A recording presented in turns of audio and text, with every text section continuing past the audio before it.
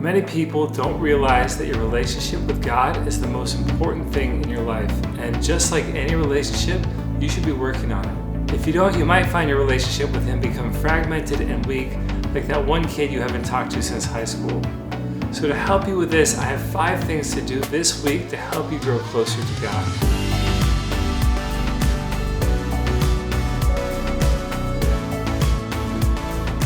Hi, I'm Thomas Clements and I run Zenith, a healing ministry where I work with people who want to grow in their relationships with God but feel hindered by addiction, mental health issues, trauma, navigating marriage or family life, or they simply want someone to walk with them.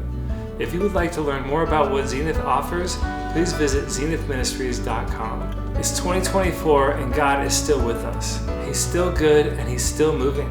Now is the best time to grow closer to Him. Whether this is something you usually try to do, you used to do, or you've never tried before, He is here for you and He wants you to start seeking Him. To help with this ambition, I have 5 things that you can do this week to be intentional in your relationship with God and grow closer to Him. You can try one of these, a few of them, or all of them. Don't feel like you must restrict yourself to just one week too. If you feel inspired to continue longer, then keep going. The first thing you can do is to see God in a stranger. One of my favorite things to do is to go to a store or restaurant and try to be the kindest person I can possibly be to everyone I meet. I love seeing people walk away so touched. However, my goal is not simply to pat myself on the back or feel good about myself. When you're out and about, keep in mind the reality of the people you meet.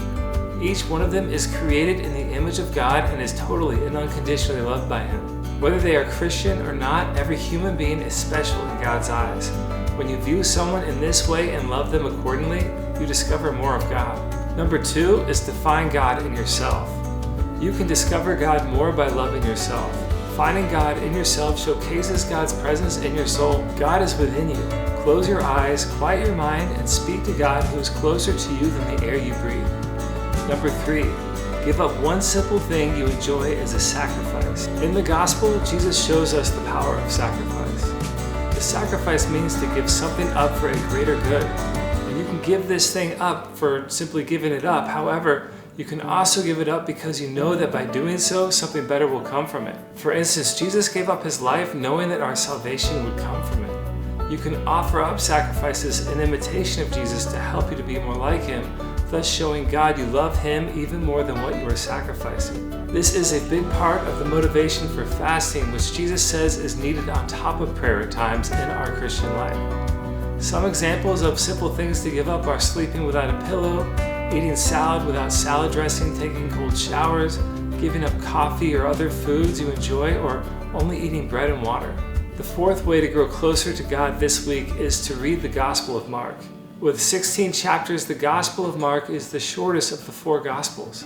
This makes it very concise and to the point while also still delivering the profound message and meaning found in the life of Christ. By reading and meditating on the Gospel of Mark in 1 week, you can deeply peer into what Christ has said and done to better discover the reality of who He is and how you can imitate Him. I'll put a reading plan in the video description that you can use to read the whole Gospel of Mark in 1 week.